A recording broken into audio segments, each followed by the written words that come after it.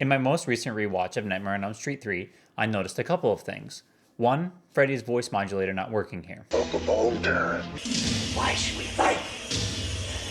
We're old friends, you and I. Identify yourself. Who the fuck are you? Two, how totally bitchin' this outfit is. And three, how the special effects presented here, while amazing, are old. Despite their age though, I don't believe anyone would regard them as bad, more likely corny or dated.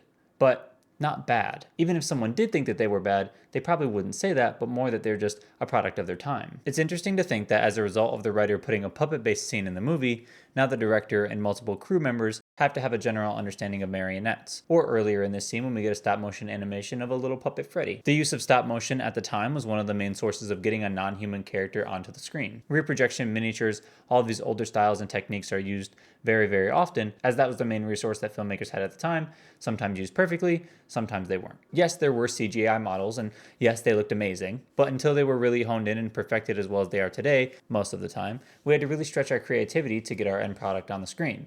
And that isn't to say that CGI isn't creative at all. It definitely is. But it is often seen as a crutch for the studio to use a lot of the time nowadays, as opposed to being the best way to execute the vision written on the page. So recently, not by the time that the video comes out, but as of the time of recording, I came across this video about the Las Vegas Sphere projecting the Wizard of Oz. A certain company decided it was their responsibility to take the Wizard of Oz and stretch it across the sphere, and no, they couldn't just blow it up. No, they can't create a new movie with the intention to show it across that platform. To fit this format, they had to extend the visuals of the original movie and create an immersive experience for the audience. So through this, they train AI to model the backgrounds, extend characters' bodies that would be out of frame, and create computer-generated models of characters and what they would be doing off the screen at the times that we can't see them. Is this cool to me?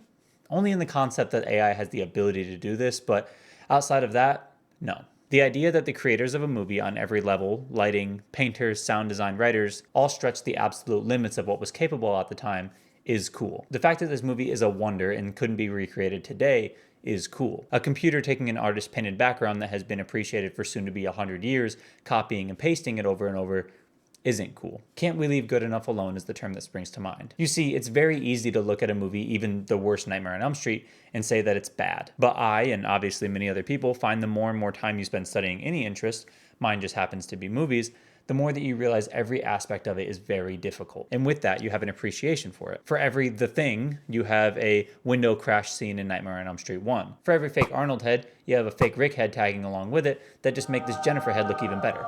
Yes, there are better and worse things in every aspect of the filmmaking process, but there needs to be an appreciation for everything going forward as we move into these tumultuous times. More and more, we'll see generative models made to replace a job like molding a head from clay, learning and understanding how a killer doll might walk around, and creating puppeteering based off of that. And whether you prefer practical or 3D rendering, it doesn't really matter.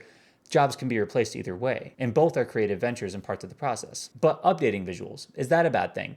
To me, no. 2019 Cats had a patch release after that improved the visuals a little, and George Lucas and Disney famously update Star Wars every couple of years to varying degrees of acceptance. I actually like the idea of movies that look good visually, but just have moments where they were limited by the technologies of their time getting another chance. That is, of course, if the original creators want that, and if actual people get to work on the execution of it. Constantly, movies are getting re-released into theaters. Just this year, Revenge of the Sith made like $50 million.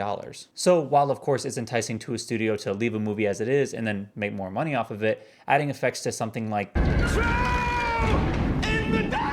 Troll in the Dungeon from Sorcerer's Stone could be really cool. And it could even bring in more people.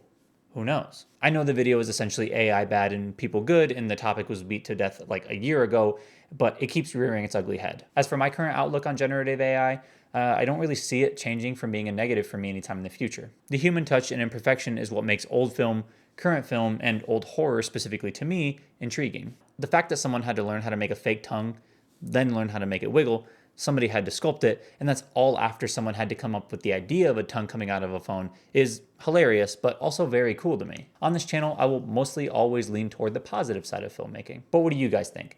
Am I stupid for thinking of art as art and not art as a business? Argue with me in the comments below for engagement so I can make this channel into a business. If you like this video, go check out the rest of the channel. It's mostly horror based.